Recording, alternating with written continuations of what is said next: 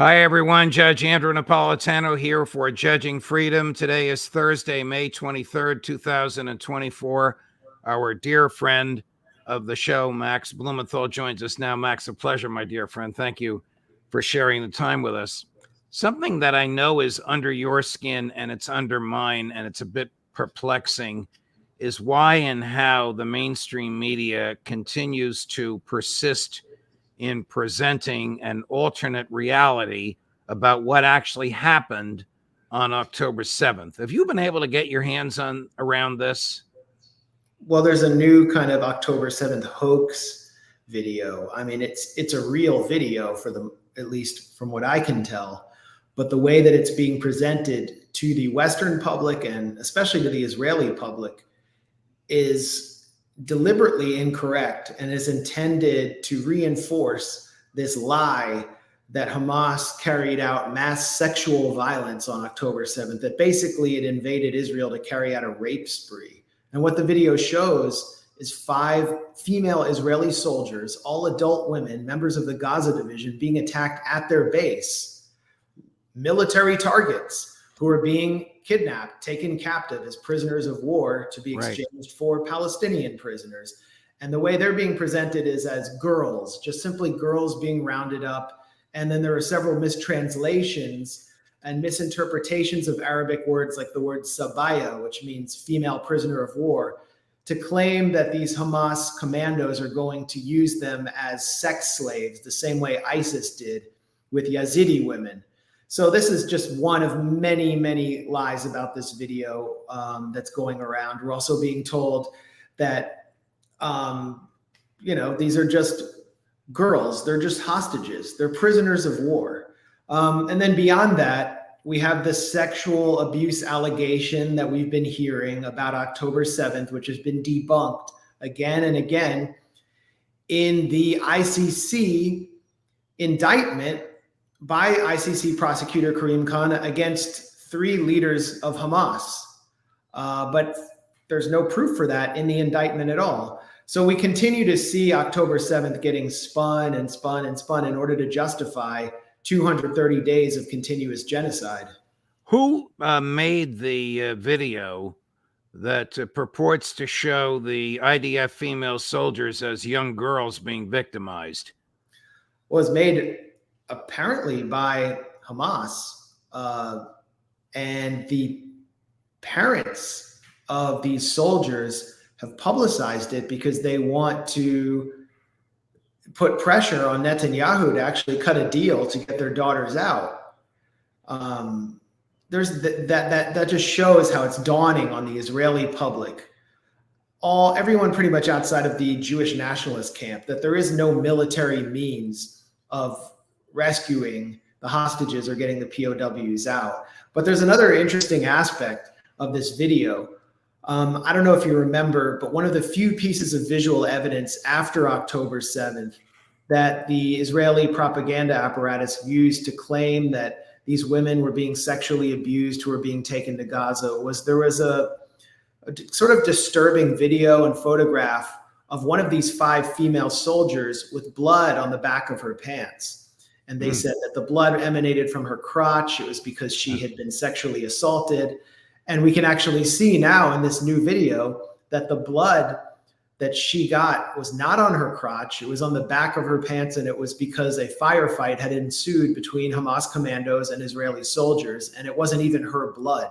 So they just blew out of the water one of the major pieces of quote unquote evidence they have for sexual abuse. Her name is Naama Levy. Does the Israeli public see the same views of Gaza that we do? They don't see the slaughter, the destruction, the starvation, the horrible things that you and I could see in 2 minutes. Does the Israeli public see that and know it?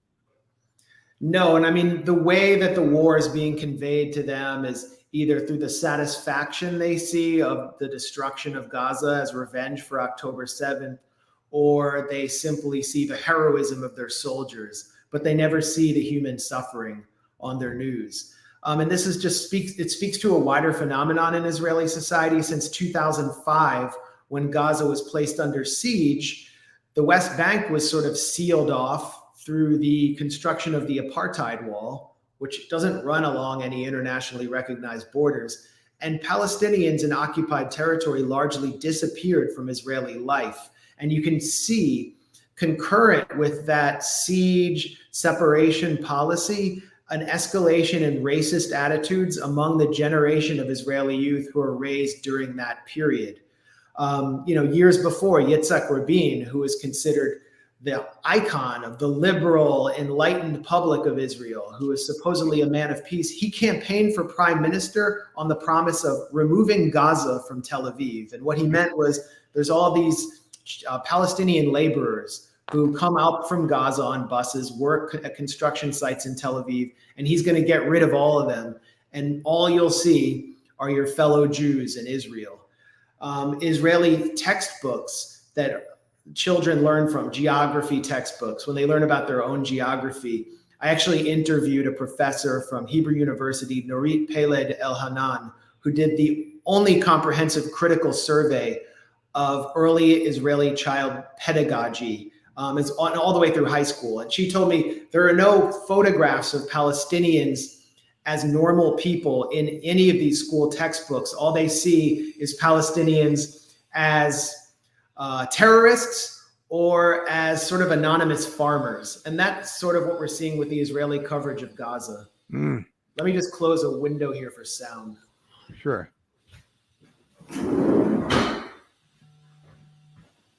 Okay, that didn't help. No, quite all right.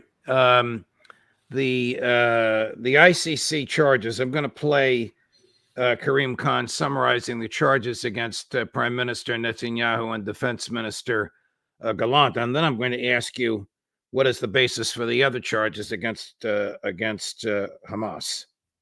Cut number 9. On the basis of evidence collected and examined by my office, that Israeli Prime Minister Benjamin Netanyahu and Minister of Defense Yoav Gallant bear criminal responsibility for the following international crimes committed on the territory of the State of Palestine from at least the 8th of October 2023. The crimes include starvation of civilians as a method of warfare, willfully causing great suffering, serious injury to body or health or cruel treatment, willful killing or murder, and intentionally directing attacks against a civilian population, as well as crimes against humanity of extermination and or murder, persecution, and allegations of crimes of committing other inhumane acts. I mean, what he just summarized, there is ample, irrefutable evidence for.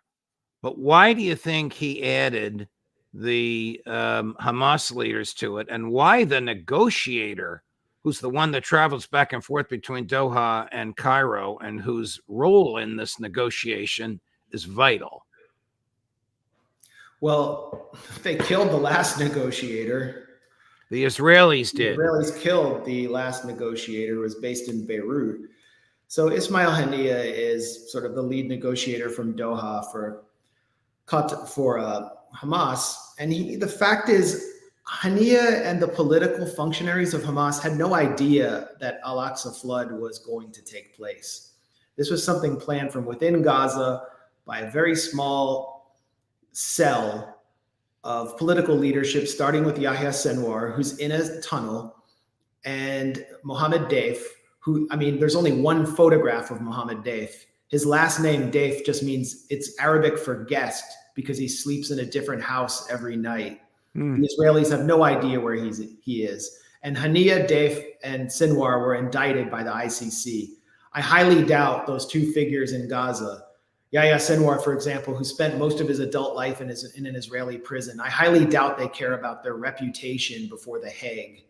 So this is a very devastating indictment for Netanyahu and for Israel. And what does this? Go ahead. I was going to ask you, doesn't this further isolate Israel? I mean, it arguably provoked 3 Western European countries to recognize Palestine as a valid, legitimate, freestanding state. Yeah, I mean, and that's purely symbolic. It's not accompanied by any real action like sanctions on Israel. But what this does is, first of all, shores up the reputation of the ICC. They couldn't just indict Putin under this indictment that was completely phony for basically evacuating ethnically Russian children from the front lines of the Donbass to the Russian Federation. An indictment that was manufactured by the Americans, by the US government, as we exposed at the gray zone. They couldn't do that and not indict Netanyahu for such heinous war crimes. This is also about Western Europe asserting its own independence. We've seen even Germany validate the ICC warrant for Netanyahu, Germany being the #2 supplier of Israel's military genocide machine. So they are drawing separation between themselves and the US. So that's significant as well. And for Netanyahu, he's someone who depends entirely on his credibility in the eyes of the West. And now he has had to organize through his office a press tour. All last weekend, Netanyahu was working the US shows, defending himself, and like a mafia don, mumbling threats, grumbling threats against Karim Khan. He said Karim Khan needs to worry about his status, not me. Meanwhile, AIPAC has activated all of its lackeys in Congress. Just do a search right now on Twitter for the name of any member of Congress who's an AIPAC tool and the word equivalence, and you will find they're all using the same exact language provided to them by AIPAC, crafted by Netanyahu. There can be no equivalence between a democratic nation like Israel and Hamas, a terrorist group.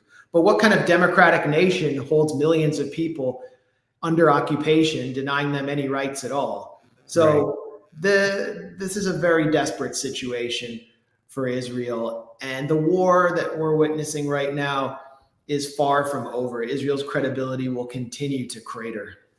Here's Jake Sullivan being questioned by a reporter about whether or not the United States provided intel about Sinwar. And he gets a little testy, but I'll be anxious to hear your take on this. Cut number 1, Chris. Did the U.S., did you in your meetings provide any U.S. intelligence about Sinwar's whereabouts? So I think at the root of this question is a story that is just completely wrong, that somehow we were withholding information from the Israeli government relating to Sinwar or any other Hamas terrorist who was responsible for October 7th. The fact is that the United States has provided an intense range of assets and capabilities and expertise, which I got briefed on while I was in Israel, to help hunt down and deliver justice to Sinwar and everyone else who brought about October 7th. We have been doing that day in and day out for as long as this conflict has been going on, and we will do it until the job is done. Probably true. Pathetic. I mean, utterly pathetic.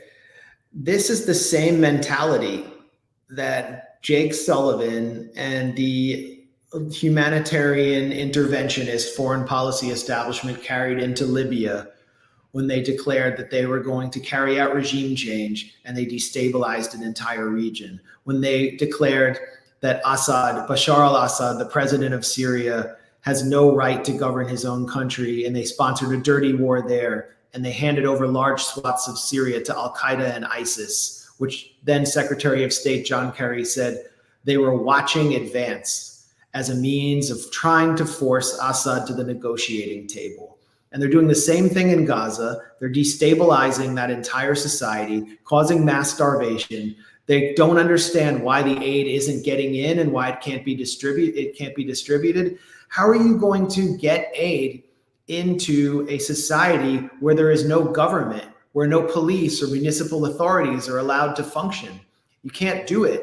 So the US, through its regime change delusions, is spawning genocide, starvation, because it refuses to allow any legitimacy to the one group in Gaza that has a major mass constituency. So it's never going to work out. And we can listen to not just me. I mean, you don't have to trust me, the anti-Zionist. Listen to Yoram Hamo, who was just resigned this month as deputy to Jake Sullivan's counterpart in Israel, Netanyahu's national security advisor, Saki Hanegbi, someone who's very close to Netanyahu.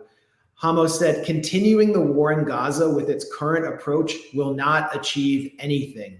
Those are his exact words in a letter he leaked to the press. And he said that destroying Hamas is, in his words, doubtful. And the issue of hostages, if they continue with the current approach, will be a multi-year problem. So he's predicting that this war could go on for years with no strategic gains by Israel. U.S. intelligence has said that Israel has only destroyed something like 30% of Hamas military personnel, which I think is a gigantic overestimate. And here Jake Sullivan is still fostering the same delusions about eliminating Hamas. We have a photo I want to show you. I'm sure you have seen it. This gets back to what we started discussing earlier. Now, is that Israeli female soldiers being arrested by Hamas soldiers in a legitimate military operation? Is this what they say are girls who were assaulted sexually? Yeah, and you can see to the left is Naama Levy. And the back of her, you can see on her hands is blood, and the blood is spilling down the back of her pants. Now, there's another photo that's been used by the Associated Press and so many other media organizations of her being shoved into a van and taken back to Gaza. And you can see the blood on the back of her pants. And they, the line that the Israelis pumped out through their willing dupes in Western media was that blood was the result of being sexually violated. And now we know from that video that it's false. Right. They were taken at the Nahal Oz military base. They were on base. Their job as spotters, as female soldiers, their job was to watch the frontier area between Gaza and what is Israel, and to call in any terrorist incursions in their view. And of course, they completely failed on that day. Then the men in their unit jumped through windows and ran away like little cowards and left them there to be abducted and taken back to Gaza. Now, they're not girls, they're adult women. Israel conscripts women into its military just like men. If you're going to conscript women into your military and use them to hold millions of people in an open air prison, then don't come crying when those people strike back and when they bang on their prison walls. But that's what Israel's doing. It plays the victim and the sadistic victimizer at the same time. What has become to the liberal Israel, the pro-free speech, pro-LGBTQ rights, pro-independent judiciary that we in the United States thought was emblematic of the Israeli public until the theocrats of the Netanyahu regime took over? Well, the liberal Israel is still there in many ways. I mean, Israel is a perfect portrait of liberal fascism. In December, a group of openly gay Israeli soldiers, they serve openly in the Israeli military, as do trans soldiers, vegan soldiers get PVC non-leather boots to accommodate their veganism. I'm not even joking. A group of openly gay soldiers, after destroying a neighborhood in the northern Gaza city of Beit Hanun, held a ad hoc gay pride parade on the beach, waving rainbow flags. So this is really how liberalism is being weaponized to cover fascism. That Israel's fighting to defend these values that we hold so dear and cherish in our cosmopolitan cities, but the only way they can do it is by the mass elimination of this traditional society, of this Muslim, highly religious society. And so what we see with Israel is the paradox of liberalism in its terminal phase. Meanwhile, the contradiction is so extreme. The liberal contradiction is so extreme that so many Israelis are saying, why do we even have to pretend to be democratic? We just want to push the button now. Why do we have to pretend to negotiate for a Palestinian state? And so they turn to the Jewish nationalist camp, which promises an immediate end, not only an end to the Palestinian problem, but deliverance with the arrival of the Messiah and a Jewish promised land with the ushering in of the third temple. What will become of these liberals in society? These gay kids are not liberals. if they're engaged in the same type of slaughter in the name of gay rights. I don't even get the connection there. If they're engaged in the same type of slaughter that Ben-Gvir and Gallant and Netanyahu have ordered them to perpetrate. I mean, stated differently, the idea of a liberal, open, speak your mind, live your life, say what you want Israel can't be the Israel of post October 7th, can it? Well, it's certainly going to move towards Jewish nationalism. Netanyahu's kind of papering over the contradictions by being secular, but also someone who's appealing to the national right, which is dominant in Israel. But after him, you're going to have someone wearing a kippah, someone who speaks a more openly religious, fascistic language that can appeal to Washington and Brussels in the same way. And, you know, if we go back to 1948, who was responsible for the Nakba? It was the Labor Party of David Ben-Gurion, the Labor Party that set up Jews-only kibbutzim as their model of socialism, a kind of racist socialism. I don't know, you could call it a national socialism. They were responsible for every war crime leading up to 2009, almost every war crime except for a brief period during the late 70s and early 80s under Begin and Ariel Sharon, later in the early 2000s, who is kind of following the labor model of hard separation with the Palestinians. So it's really the left of the Zionist spectrum that's responsible for so many war crimes. And, you know, you have a giant gay pride parade in Tel Aviv, but those men who are dancing, throbbing in the sun in their tank tops or shirtless, those are soldiers or former soldiers who have the same eliminationist attitude as other Israeli soldiers.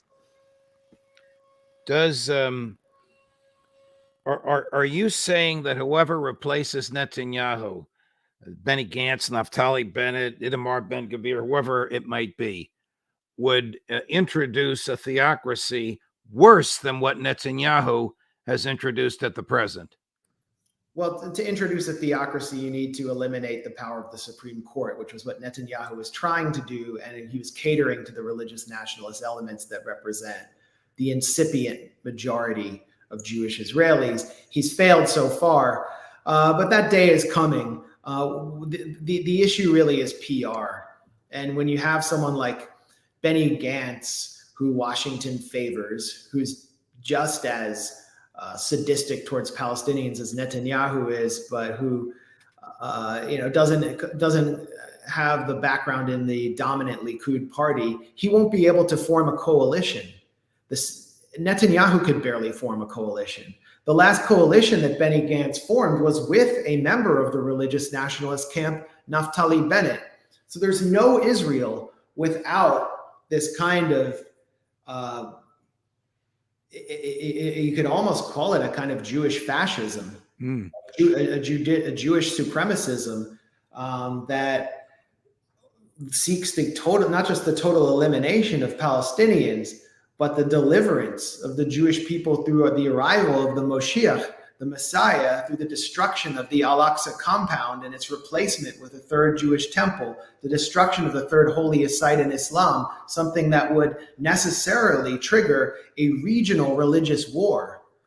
Didn't Ben-Gvir himself state in the past 24 hours that the government of Israel owns the Al-Aqsa Mosque? This is inconceivable. That it's not inconceivable that he said it. It's inconceivable that it could be true. Yeah, Ben-Gvir's got Netanyahu, as I said before, by the short and curlies. So not only did Ben-Gvir say that, he's pledging to go back to stage another incursion to the Al-Aqsa compound with fanatics like himself. He started doing this. Remember, October 7th, the operation was called Al-Aqsa Flood. It was a direct response to these provocations that Itamar Ben-Gvir has been staging. Not only has he done that, he's sort of provoked Netanyahu into his first, most openly religious display. Netanyahu laid tefillin. He wore tefillin that Jews put on when they pray at the Western Wall, that ultra-Orthodox Jews. Is Netanyahu a religious Jew? He is not a religious. He is secular, as I am, or any secular Jew in the United States, Right. has never involved himself in these kind of performative religious displays. But this is obviously a response to the power that Ben-Gvir has over his coalition, and that this Jewish nationalist element has in Israeli society. And it's because of Ben-Gvir that Netanyahu cannot end this war. One reason why he can't end the war, because his coalition would collapse and then he'd go to trial. So do you think he was being truthful when he was asked by a reporter last weekend, how long do you think the war will go? And he just flippantly said another 10 years. It could go another 10 years. I think Israel is in an endless war. It underestimated its perceived enemies among the Palestinians and in the axis of resistance, who can go that long as well. It's desperately trying to cut off supply lines in the southern Philadelphia corridor between Egypt and Rafah, but it's unclear if that will even make a difference. And as I quoted before, Yoram Hamo, the outgoing deputy national security advisor to Netanyahu, said, right, current approach has failed and we're going to have to go several more years. So just imagine what that will do to Israel economically. It's already in terrible economic shape. Investors are pulling out in droves. Why would you want to invest in a war zone? The population of the south and north isn't going home.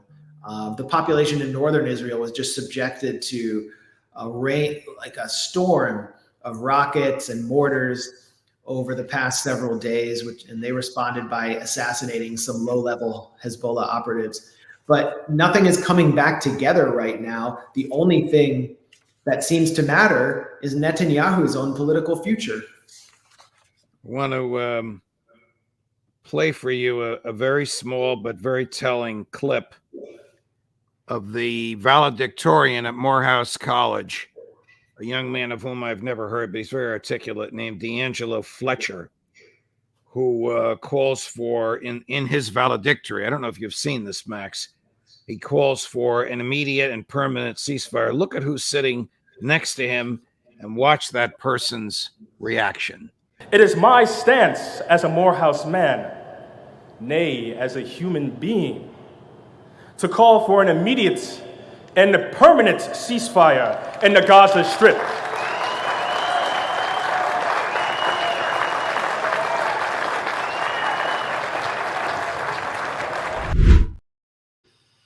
He was either out of it or just being overly polite. It's absurd to see Joe Biden applauding to that. No, I think it might have been part of his strategy.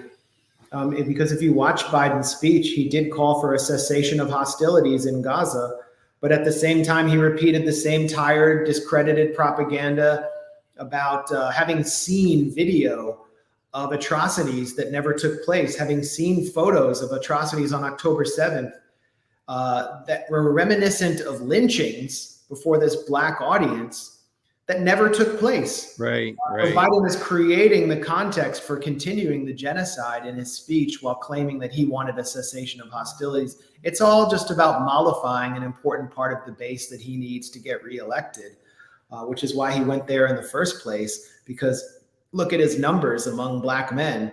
They're lower than any Democratic sitting president that I can think of in my lifetime. Many of them are actually even going to Trump.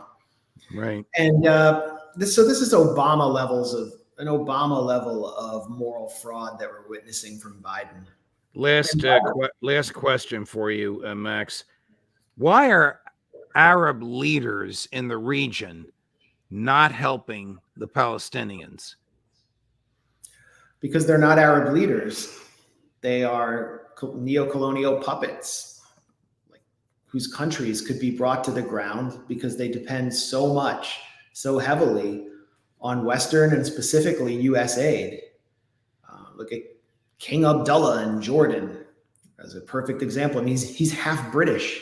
He's a blue-eyed half British king from the Hashemite dynasty, ruling over a bunch of warehouse Palestinians who are the majority. His country's economy is completely dependent, entirely dependent on Western aid and NGO money. Egypt, Abdel Fattah al-Sisi came into power in a Western-backed coup. killed in prison the first democratically elected Egyptian leader in 5,000 years, Mohammed Morsi, who represented a constituency in the Muslim Brotherhood that was supportive of the Palestinian struggle.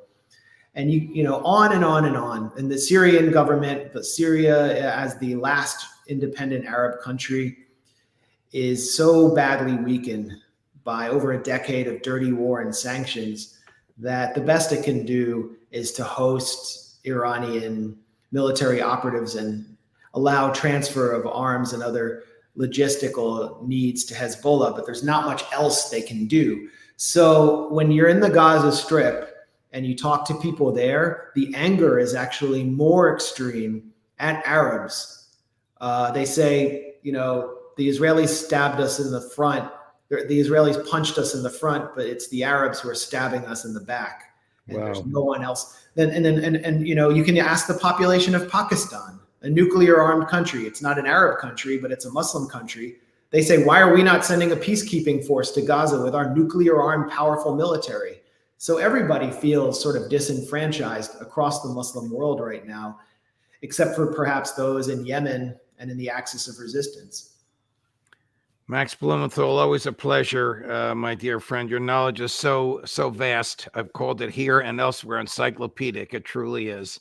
Thank you for your time. My best to your family. Have a great holiday weekend. Thanks as always, Judge, and sorry about the construction site. Oh, quite all right. It's a pleasure to see your face and hear your voice. Thank you, my friend. Appreciate it. Sure. So tomorrow, just trying to check the schedule here. I hope we have Colonel Wilkerson at 3 p.m., but we do have end of the day, end of the week, almost end of the month, the boys, Larry Johnson and Ray McGovern, the Intelligence Community Roundtable at 4 p.m. Judge Napolitano for Judging Freedom.